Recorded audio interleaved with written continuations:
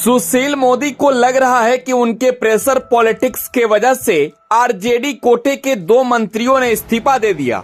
लेकिन सुशील मोदी तो गलतफहमी में है जी।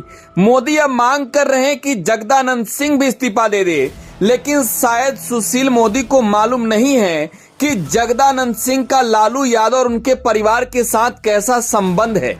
लालू यादव के कहने पर ही सुधाकर सिंह बिहार के कृषि मंत्री बने और लालू यादव के कहने पर ही उन्होंने इस्तीफा दे दिया। इस बात से अंदाजा लगा लीजिए कि लालू यादव को किस तरीके से सुधाकर सिंह मानते हैं। सुधाकर सिंह के लिए लालू यादव पिता से कम नहीं है। बीजेपी से नाता तोड़ जब सुधाकर सिंह आरजेडी में आए तो बेटे के जैसे घर में सम्मान लालू यादव ने दिया। भाई के जैसे हमेशा से जगदानंद सिंह को सम्मान मिला। इसका उदाहरण समझ लीजिए।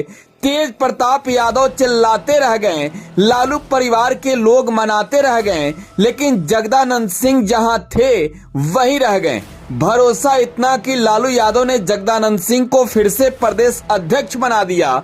इतिहास गवाह है, जगदानंद सिंह ने आरजेडी के लिए बड़ी कुर्बानी दी है। बिहार में 2010 में विधानसभा का चुनाव था। राजद से टिकट का इंतजार कर रहे थे जगदानंद सिंह के बेटे सुधाकर सिंह। विधानसभा सीट वहीं रामगढ़, लेकिन टिकट मिला नहीं। खबर सामने आई कि जगदानंद सिंह ने ही सहमति नहीं दी। सुधाकर सिंह को लगता था कि पिता पिघल जाएंगे। उन्होंने निर्दलीय पर्चा भर दिया। मौके की तलाश में बैठी बीजेपी ने सुधाकर सिंह को टिकट दे दिया।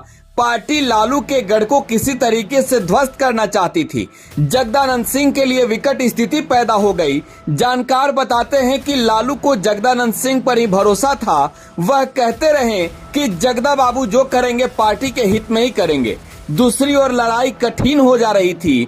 इलाके के लोग यह भी कहने लगे थे कि हो सकता है कि सुधाकर सिंह को जगदानंद सिंह का अंदर से समर्थन हासिल हो। इस मिथक को तोड़ने के लिए जगदानंद सिंह ने रामगढ़ में कैंप कर दिया।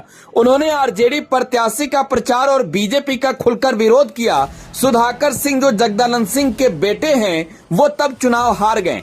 बताया जाता है कि इसके बाद पिता पुत्र में वर्षों तक बोलचाल बंद रही। बहुत दिनों तक दोनों के रास्ते अलग रहे। इसके बाद कहानी ने फिर करवट ली। 2015 के विधानसभा चुनाव में बीजेपी ने यहां से अशोक सिंह को मैदान में उतार दिया। उधर जगदानंद सिंह 2014 का चुनाव बक्सर से हारकर कमजोर पड़ गए थे। बीजेपी यह सीट जीतकर संदेश देना चाहती थी कि लालू का आखिरी किला ध्वस्त हो चुका है। आखिरकार आरजेडी उम्मीदवार अंबिका यादव चुनाव हार गए। बीजेपी के अशोक सिंह ने यहां भगवा फहरा दिया। यहां से सुधाकर सिंह को एहसास होने लगा था कि उन्होंने बीजेपी में आकर बड़ी गलती कर दी। यह भी कहा जाता है कि जगदानंद सिंह को उनके टिकट से ऐतराज नहीं था, लेकिन वो चाहते थे कि सुधाकर पहले पार्टी के लिए काम करे, फिर टिकट का दावा करे।